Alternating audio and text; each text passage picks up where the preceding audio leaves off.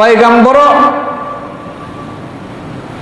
নদীর ভিতরে পড়ে যাওয়ার পরে, মাছের ভিতরে ঢুকে যাওয়ার পরে সেখানেও বান্দাদের জন্য নিদর্শন রাখছে, আবার বাহির করে দিছে, সেখানেও কি রাখছে? নিদর্শন রাখছে। জিন্নতদেরকে মানবের কন্ট্রোল দিয়ে পরিচালনা করায়া আল্লাহ তাআলা সেখানেও কি রাখছে? নিদর্শন রাখছে। এই সবগুলো নিদর্শন রাখার পরে আল্লাহ তাআলা ঘোষণা করেন, এতগুলো নিদর্শন দেখলা, এরপরও কি একটু নসিহা গ্রহণ করতে মনে চায় না? আমরা কি বলবো? অবশ্যই চায়। আমাদের আল্লাহর নসিহত আমরা গ্রহণ করতে আমাদের মনে অবশ্যই চায়, কারণ সৃষ্টিকার আমরা আল্লাহর গোলাম, আল্লাহর সৃষ্টি। তো যতগুলো সৃষ্টি আছে সমস্ত সৃষ্টিগুলোকে সৌন্দর্য করার জন্য, সমস্ত সৃষ্টি যাতে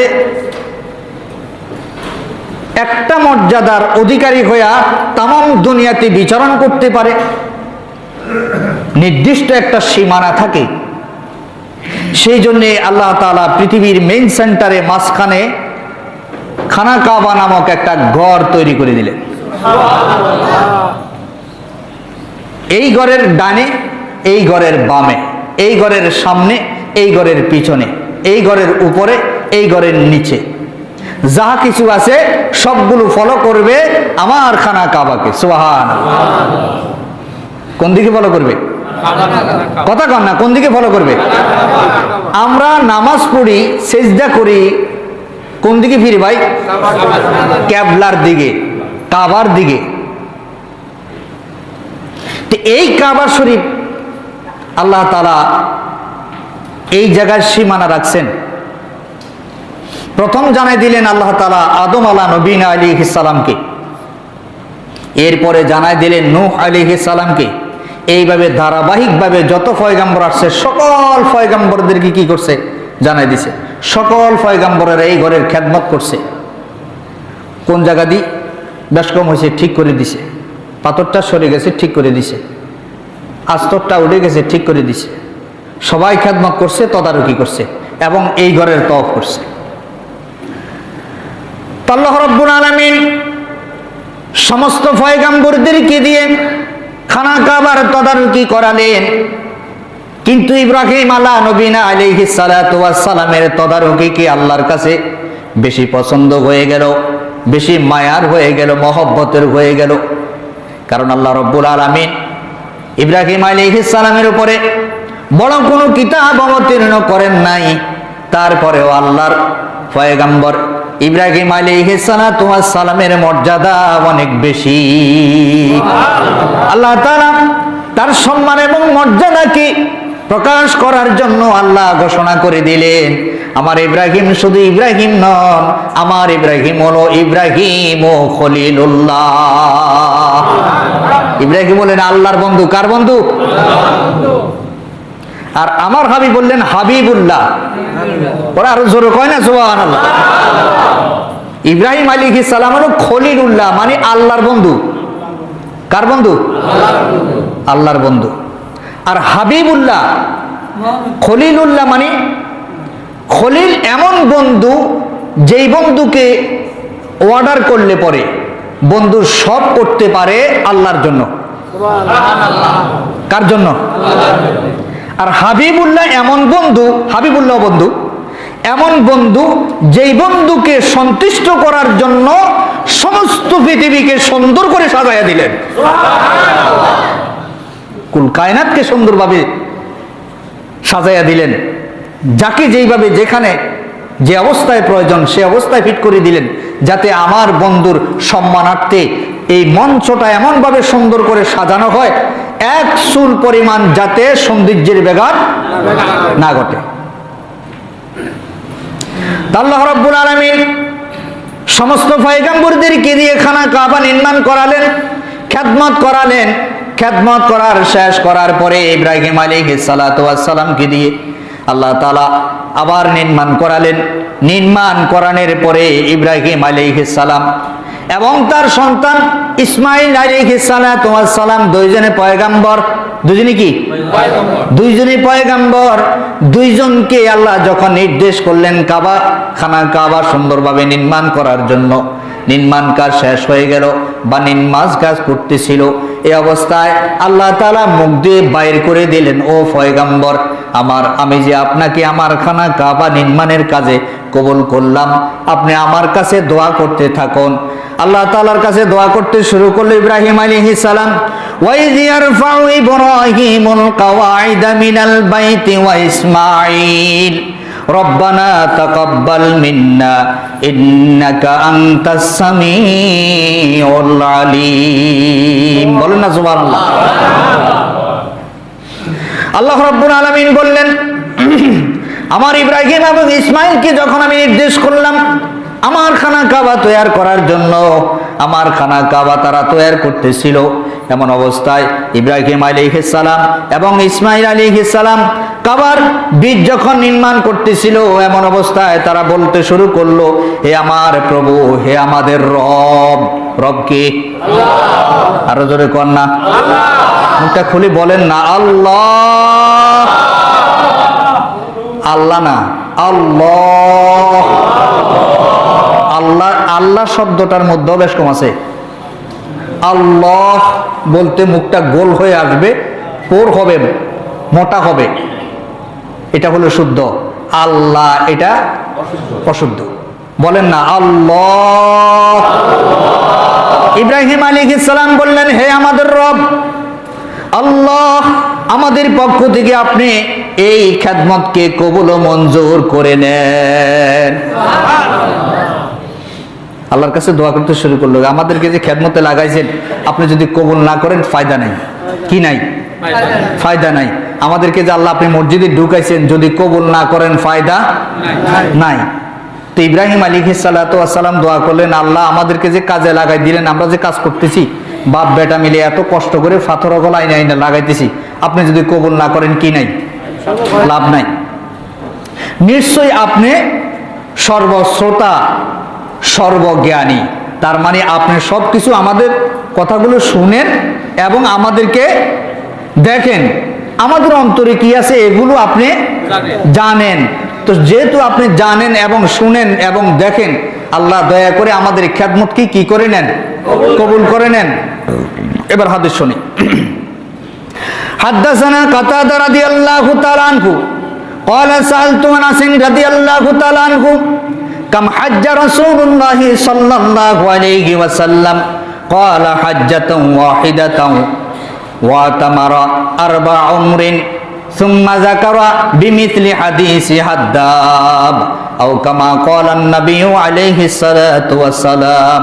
কাতাদা রাদিয়াল্লাহু তাআলা আনহু থেকে বর্ণিত, তিনি বলেন, আমি আনাস রাদিয়াল্লাহু তাআলা আনহুকে জিজ্ঞাসা করলাম, হে আনাস, রাসূলুল্লাহ সাল্লাল্লাহু আলাইহি ওয়াসাল্লাম এই খানা কাবার হজ কতবার করছেন? কন্না সুবহানাল্লাহ।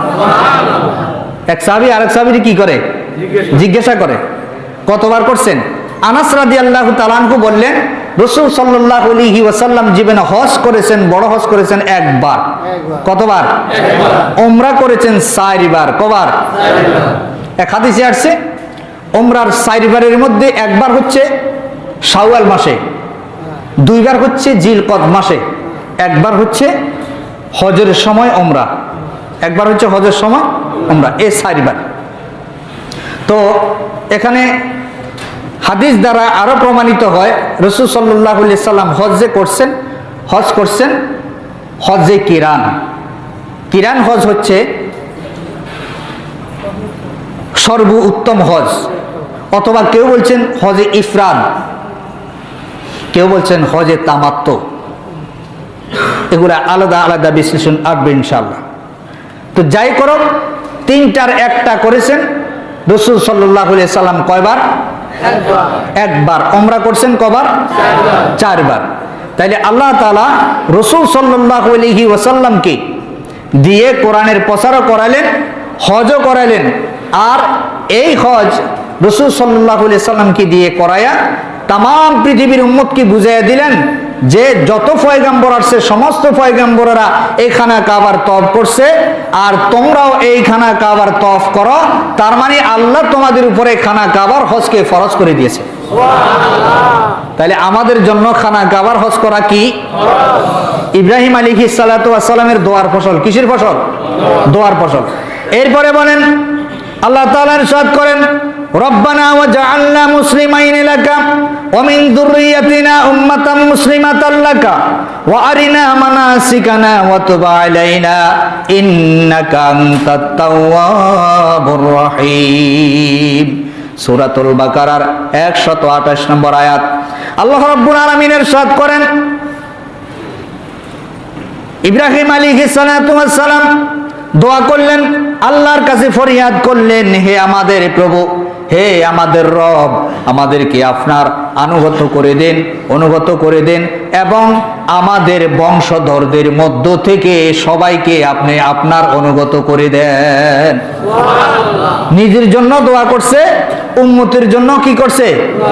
দোয়া করছে যে আল্লাহ আমাদেরকে আপনার আনুগত্যশীল বানাই দেন এবং আমাদের বংশধরদেরকেও আপনার আনুগত্যশীল বানাই দেন। বংশধরদের মধ্য থেকে আপনার অনুগত জাতি বানান, আর আমাদেরকে আমাদের ইবাদতের বিধিবিধান দেখিয়ে দেন, বুঝিয়ে দেন, আমরা কিভাবে আপনার গোলামি করলে আপনি সন্তুষ্ট হবেন। ইব্রাহিম আলা নবী আলাইহিস সালাতু ওয়াস সালামের কথা। কারণ ইব্রাহিম আলাইহিস সালাম কার বন্ধু? আল্লাহর বন্ধু। আল্লাহর বন্ধু। তো আল্লাহর বন্ধু কে আল্লাহ যেটা নির্দেশ করবেন সেটাই আল্লাহর বন্ধু করবেন। তো ইব্রাহিম আলাইহিস সালাম দোয়া করতেছেন, আল্লাহ আমাদেরকে আপনি কবুল করেন, আমাদের বংশধরদেরকেও কবুল করেন এবং আমাদেরকে আপনার আনুগত্যশীল হওয়ার জন্য, ইবাদত বন্দেগী করে আপনার সন্তুষ্টি অর্জন করার জন্য যেই গুণগুলো দরকার সেই গুণগুলো আমাদেরকে ভিতরে দিয়ে দেন এবং আমাদেরকে আপনার ইবাদত করার সিস্টেমগুলো দেখায় দেন, বুঝাইয়া দেন এবং আমাদেরকে ক্ষমা করে দেন। নিশ্চয়ই আপনি ক্ষমাশীল এবং পরম দয়ালু। আপনি যদি ক্ষমা না করেন আমাদের কোনো উপায়। মানাসিক শব্দের অর্থ হলো ইবাদত করা। তাহলে আল্লাহ আমরা আপনার ইবাদত করতে চাই, আমরা আপনার আনুগত্যশীল হতে চাই, আমাদেরকে আপনার আনুগত্যশীল বানাই দেন। বলি আমিন। আল্লাহ আমাদের সকলকে আল্লাহ তাআলার আনুগত্যশীল বান্দা হিসেবে কবুল করো। বলি আমিন। ওয়ান আবি কাতাদা রাদিয়াল্লাহু তাআলা আনহু قال قال رسول الله صلى الله عليه وسلم إذا أقيمت الصلاة فلا تقوموا حتى تروني وقال ابن حاتم أو كما قال النبي عليه السلام। তাহলে আনুগত্যশীল হতে হলে, ইবাদতকারী হতে হলে, আমরা মসজিদে যে নামাজ পড়তে হলে মসজিদের কিছু কানুন আছে না নাই? আছে কি না? এই যে আমরা এখন জুমার নামাজ পড়তে আসলাম, এই জুমার নামাজ প্রতিটা মসজিদে একজন ইমাম সাহেব পড়াবে। প্রত্যেকটি মসজিদে একজন ইমাম কি করবে? পড়াবে। আর এই ইমামতি আমার রাসূল সাল্লাল্লাহু আলাইহি ওয়াসাল্লাম করছেন কিনা? করছেন। এই ধারাবাহিকতায় রাসূলুল্লাহ সাল্লাল্লাহু আলাইহি ওয়াসাল্লাম বললেন, কাতাদা রাদিয়াল্লাহু তাআলা আনহু বলেন যে রাসূল সাল্লাল্লাহু আলাইহি ওয়াসাল্লাম বলেছেন, সালাতের ইকামত যদি দেওয়া হয়ে যায় তারপরেও আমি জায়নামাজে না আসা পর্যন্ত তোমরা দাঁড়াবে না, অপেক্ষা করবে। সুবহানাল্লাহ। আস্তে আস্তে কোন সুবহানাল্লাহ। এখনকার মুসল্লিদের ইমানের অবস্থাতে এমন, জিল্লা মাশাআল্লাহ মসজিদে আসতে পারলে কখন বাইরে পাগলের মতো হয়ে যায়। কেমন কথা, ঠিক কিনা? এরপরে টাইম হইবার আগে সামনের দিকে, পিছনের দিকে, ডাইনে বামে তাকান শুরু হয় না? এরপরে 2 সেকেন্ড 1 সেকেন্ড যদি দেরি হয় তখন গুড়ুর গুড়ুর আরম্ভ হয় কিনা? এই গুড়ুর গুড়ুরের লগে নামাজ শেষ। এর নামাজ কি শেষ। সুতরাং যতক্ষণ পর্যন্ত ইমাম তার জায়নামাজে না দাঁড়াবে অতক্ষণ পর্যন্ত মুসল্লি দাঁড়াতে পারবে না। ইমাম জায়নামাজে এসে বলবে কাতার সোজা করুন, যখন অনুমতি দেওয়া হবে তখন কাতার সোজা হবে। কাতার সোজা করা ওয়াজিব। আর এই কাতার সোজা করার পরে ইকামত হবে। কি হবে? ইকামত। এরপরের হাদিসে আসছে রাসূল সাল্লাল্লাহু আলাইহি ওয়াসাল্লাম মসজিদে আসছেন, জায়নামাজে দাঁড়াইছেন। এমন অবস্থা আল্লাহ রসুলের কি যেন মনে পড়ে গেল। আল্লাহ রসুল ফিরে গেলেন, সাহাবীরা কাতারে দাঁড়িয়ে গেলেন। আল্লাহ রসুল বললেন তোমরা অপেক্ষা করো। সাহাবীরা অপেক্ষা করতে শুরু করলেন। রসুল সাল্লাল্লাহু আলাইহি ওয়াসাল্লাম ভিতরে গেলেন, হুজরাতে গেলেন, যায়া গোসল করে সেখান থেকে আসছিলেন। সাহাবীরা বলেন আমরা এতক্ষণ পর্যন্ত দাঁড়িয়েছিলাম এবং রসুল আসতে আমরা দেখেছি চুল থেকে পানির টপকা তখনও জোরে জোরে পড়তেছে। এতক্ষণ সময় আমরা কি ছিলাম? দাঁড়িয়েছিলাম। আমাদেরকে বসার অনুমতি দেন নাই, বিদায় আমরা বসি নাই। তাহলে কি বোঝা গেল?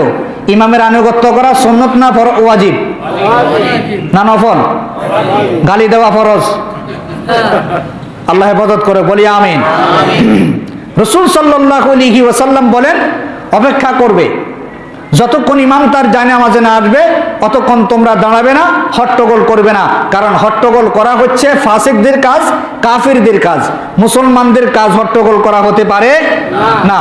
এরপরে আল্লাহ তাআলা বলেন রব্বানা ওয়াবাস ফীহিম রাসূলাম মিনহুম ইয়াতলু আলাইহিম আয়াতিকা ওয়া ইউআল্লিমুহুমুল কিতাবা ওয়াল হিকমাতা ওয়া ইউযাক্কিহিম ইন্নাকা আনতাল আজিজুল হাকীম।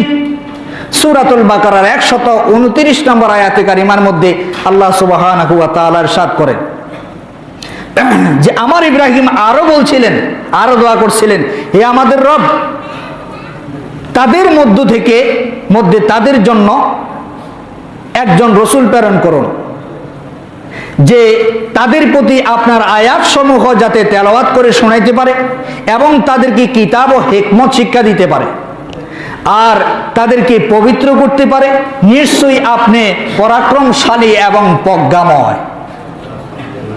তাহলে আল্লাহর হাবিব সাল্লাল্লাহু আলাইহি ওয়াসাল্লাম হলেন আল্লাহ তাআলার সমস্ত সৃষ্টিকুলকে যখন সৃষ্টি করেন নাই তখনও আমার নবী পয়গম্বর, তখনও আমার নবী কি? কিন্তু সিস্টেম অনুপাতে পাঠাইছেন কি সবার আগে না সবার শেষে? সবার শেষে। শেষে পাঠাইছে, আবার পয়গম্বরদের মুখ দিয়াও বাইর করে দিছে যে উনি যে আসবে একটা দোয়া সিস্টেম চালু করে দেন না। সুবহানাল্লাহ। ইব্রাহিম আলাইহিস সালাম দোয়া করলেন, আল্লাহ আমার যে বংশধররা আছে এ মানব মণ্ডলী, এদের মধ্য থেকে আমার বংশের এই লোকগুলোর মধ্যে থেকেই একজন রসুল পাঠান যারা আপনার কালাম শিক্ষা দিবে, উম্মতকে হিকমত শিক্ষা দিবে এবং কোরআন তেলাওয়াত করে শোনাবে। তো এখন আমরা কি তেলাওয়াত করলাম? বলেন না, কি তেলাওয়াত করলাম? আল্লাহ তাআলার কোরআন। এখন এই কোরআন তেলাওয়াত যখন রসুল করলেন তখন কাফের মুশরিকেরা কি সুমা দিছিল না পাথর মারছিল? পাথর মারছে কিনা? পাথর মারছে। ইব্রাহিম আলাইহিস সালামের দোয়ার ফসল হিসাবে আল্লাহ তাআলা রসুল সাল্লাল্লাহু আলাইহি ওয়াসাল্লামকে পাঠালেন এবং আল্লাহ রসুলের আগে মুসা আলাইহিস সালামও দোয়া করছেন, ঈসা আলাইহিস সালামও কি করছেন? দোয়া করছেন। এই ইনাদের সকলের দোয়া আল্লাহ তাআলা কি করছেন? কবুল করছেন। কবুল করার পরে আল্লাহ তাআলা রসুলকে পৃথিবীতে পাঠালেন, রসুলকে কিতাব দিলেন, হিকমা দিলেন যাতে উম্মতকে শিক্ষা দিতে পারে। সেই কিতাবের ধারাবাহিকতায়, সেই এলেমের ধারাবাহিকতায় কিয়ামত পর্যন্ত আল্লাহর এই কালাম যারা শিখবে সকলের জন্য উম্মতকে বলা এবং উম্মতকে বুঝানো ফরজ। উম্মতকে বলা এবং উম্মতের কানে কথাগুলো পৌঁছায় দেওয়া কি? তাহলে শুধু কি হুজুরের জন্য না, সমস্ত মুসলমানের জন্য ফরজ? সমস্ত মুসলমানের জন্য ফরজ। কিন্তু সমস্যা হলো আমরা দুনিয়ার সব জাননেওয়ালা, কিন্তু আফসোস এক জায়গায় তাশাহুদ ঠিক মতো পড়তে জানি না। কিন্তু আফসোস এক জায়গায় দোয়া কুনুত পড়তে, সূরা ফাতিহাটা ঠিক মতো পড়তে জানি না। এই জন্যে একজন লোক আমাদের মাঝে আলেম থাকবে যিনি আমাদেরকে নামাজের মধ্যে যে আয়াতগুলো তেলাওয়াত করবেন সেইগুলো যাতে আমাদেরকে বিশ্লেষণ করে বুঝাইয়া দেন। আমরা নামাজের মধ্যে পড়তে যেরকম মজা লাগলো, শুনতে যেরকম মজা লাগলো, তর্জমাটা শুনতে জানি কেমন লাগে, এই অনুপাতে আমরা আস্তে আস্তে বাকি হারামগুলো বর্জন করব, হালালগুলো ধরব। এই জন্য আল্লাহ তাআলার পক্ষ থেকে একজন নির্ধারণ করা হয়েছে, সমাজবাসী এবং দেশবাসী তোমরা যারা আছো প্রত্যেক মহল্লার জন্য একজন করে ইমাম নির্ধারণ করো। কারণ নেতা যদি না থাকে তাহলে কমান্ড তোমরা মানতে পারবে না। আল্লাহর হুকুম মানতে হলে ওস্তাদ লাগবে, আল্লাহর হুকুম মানতে হলে নেতা লাগবে, আল্লাহর হুকুম মানতে হলে তোমাদের একজন গার্ডিয়ান লাগবে। সেই গার্ডিয়ানটাই হবে একজন আলেম, সেই গার্ডিয়ানটাই হবে কি? এখন রাসূল সাল্লাল্লাহু আলাইহি ওয়াসাল্লাম বলছেন কিয়ামতের আগ দিয়ে এমন জাহালত শুরু হবে, তখন মানুষ আলেমদের কাছে মাসলা জিজ্ঞাসা করতে আর যাবে না, তখন জাহেলদের কাছে মানুষ মাসালা জিজ্ঞাসা করতে যাবে। জাহেলেরা জাহালতের সঙ্গে মাসালার জবাব দিবে, ওই অনুপাতে মানুষগুলো গুমরাহ হইয়া জাহান্নামীতে পরিণত হবে। কোন নাউজুবিল্লাহ। আজকে এই দেশ এইভাবে জাহান্নামে পরিণত হচ্ছে কি হচ্ছে না? হচ্ছে। শুধু ওই যে জাহালত, মাসালা জিজ্ঞাসা করবে না, নিজেরা নিজেরা ফতোয়া দেওয়া শুরু করে দিবে। আর সঠিক দিলি তো ভালো, কিন্তু যদি বেঠিক হয়ে যায়, আমার এই কথাটা আরেকজন মানলো, সে আরেকজনকে শোনালো, সে আরেকজনকে শোনালো, তাহলে সদগাই জারিয়ার যেরকম সওয়াব আছে, এরকম মিথ্যাচারেরও কি আছে? জারিয়া আছে। কোন নাউজুবিল্লাহ। আল্লাহ আমাদেরকে হেফাজত করে, বলি আমিন। এই রাসূল যখন আসলেন পৃথিবীতে, তখন কাফের মুশরিকদের অবস্থাটা কেমন ছিল? আল্লাহ তাআলা সূরাতুল আনফালের 30 নম্বর আয়াতে কারিমার মধ্যে বলেন, ওয়াইয ইয়ামকুরু বিকাল্লাযীনা কাফারু লিয়ুসবিতুকা আও ইয়াকতুলুকা আও ইউখরিজুকা ওয়া ইয়ামকুরুনা ওয়া ইয়ামকুরুল্লাহ ওয়াল্লাহু খায়রুল মাকিরিন। আল্লাহ সুবহানাহু ওয়া তাআলা বলেন, যখন ইব্রাহিম আলাইহিস সালাম আমার কাছে দোয়া করলেন, আমি ফরিয়াদ কবুল করলাম, করে আমি যখন মুহাম্মদ সাল্লাল্লাহু আলাইহি সাল্লামকে শেষ নবীকে যখন আমি পাঠাইলাম, দেখো আমার সমস্ত পয়গম্বরদের উপরে তারা জুলুম করছে, কিন্তু আমার নবী আখিরি জামানার নবীর উপরে কি অবস্থাটা হয়েছে? আল্লাহ তাআলা নবীকে বললেন, হে নবী আমার, আপনি তো জানেন যে আপনার উপরে ইতিপূর্বে অনেক জুলুম হয়েছে, এবং আরো কি করছে, আর যখন কাফিরেরা আপনাকে নিয়ে ষড়যন্ত্র করছিল, কঠিন থেকে কঠিন ষড়যন্ত্র, যা বর্তমান মুসলিমদেরকে নিয়ে এখন হচ্ছে কিনা? হচ্ছে। কি ষড়যন্ত্র? আপনাকে বন্দী করার পন্থা অবলম্বন করছিল। 2 নাম্বার, আপনাকে হত্যা করার পন্থী অবলম্বন করছিল। 3 নাম্বার, আপনাকে দেশ থেকে তাড়িয়ে দেওয়ার ষড়যন্ত্র করছিল। তাই ষড়যন্ত্র ছিল কয়টা? এই 3টা আজকে বাংলাদেশ থেকে শুরু করে সারা বিশ্বে আছে না নাই? 1 নম্বরে কি করে দিবে? বন্দী করে দিবে। কি করে দিবে? বন্দিখানায় ঢুকায়া আপনার জবান কি বন্ধ করে দিবে। আজকে সারা পৃথিবীতে মুসলমানদেরকে অসংখ্য নারী পুরুষ মুসলমানকে আজকে বন্দিশালায় ঢুকায়া কাফের মুশরিকেরা নির্যাতন করতেছে কি করে না? তাইলে সর্বপ্রথম মুহাম্মদ সাল্লাল্লাহু আলাইহি ওয়াসাল্লামকেও বন্দী করছিল কি করে নাই? করছে। বন্দী করার কারণে আল্লাহ তাআলা এরপরে রাসূলের কষ্ট বরদাস্ত করতে পারেন নাই।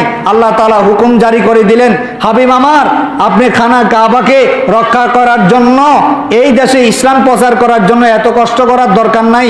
আপনি এই দেশে আরো কিছুদিন থাকবেন এই আশা করতেছেন না, এখন আপনার সময় হয়ে গেছে, আপনি মদিনায় হিজরত করে মদিনায় চলে যান। তখন আল্লাহর হাবিব সাল্লাল্লাহু আলাইহি সাল্লাম কি করলেন? মদিনায় হিজরত করে চলে গেলেন। আর মদিনা থেকে হাজার হাজার সাহাবী নিয়ে, লক্ষাধিক সাহাবী নিয়ে আল্লাহর রাসূল সাল্লাল্লাহু আলাইহি সাল্লাম খানা কাবাতে আসলেন, হজ করলেন এবং বিদায় হজের ভাষণ দিলেন। বললেন, আমি তোমাদের মাঝে দুইটা জিনিস রেখে গেলাম। কয়টা জিনিস রাখছে? 2টা জিনিস রেখে গেছে। একটা হলো আল্লাহ রাব্বুল আলামিনের কোরআন, রাসূল সাল্লাল্লাহু আলাইহি সাল্লামের সুন্নাহ। এই 2 জিনিসকে যদি তোমরা আঁকড়িয়ে ধরতে পারো, তোমরা দুনিয়াতে থাকতেও জান্নাতি, কবরে গেলেও তোমরা জান্নাতি। হাসরের ময়দান থেকে বিনা হিসাবে কোথায় যাবে? বিনা হিসাবে কোথায় যাবে? জান্নাতে যাবে। তাহলে এই 2টা জিনিস ধরা মুসলমানদের জন্য নফল না সুন্নত না ফরজ? ফরজ। এই 2টা জিনিসকে আঁকড়িয়ে ধরতে হবে। আর এই 2টা জিনিসকে আঁকড়িয়ে ধরলেই পরে তখন কি আসবে? তখন বাধা আসবে। আল্লাহ তাআলা এই জন্য আগে বলে দিলেন, কাফেরদের বাধা, মুনাফিকদের বাধার দিকে তুমি ভ্রুক্ষেপ করিও না। আমার বিধান যেইভাবে চলার ওইভাবে তুমি গতিবেগ চালাইতে থাকো, আমার হুকুমের উপরে বহাল থাকার চেষ্টা করো, আমি আল্লাহ তোমাকে সাহায্য করব। তাহলে 1 নম্বর ষড়যন্ত্র কি ছিল? বন্দী করা। বলেন না, কি ছিল? 2 নম্বর ষড়যন্ত্র কি ছিল? হত্যা করা। কি করা? ওমর রাদিয়াল্লাহু তাআলা আনহু রাসূলকে হত্যা করতে আসছে কি আসে নাই? আসছে। আর আজও এরকম সারা বিশ্বে এই হত্যা মুসলমানদেরকে করতেছে কি করে না?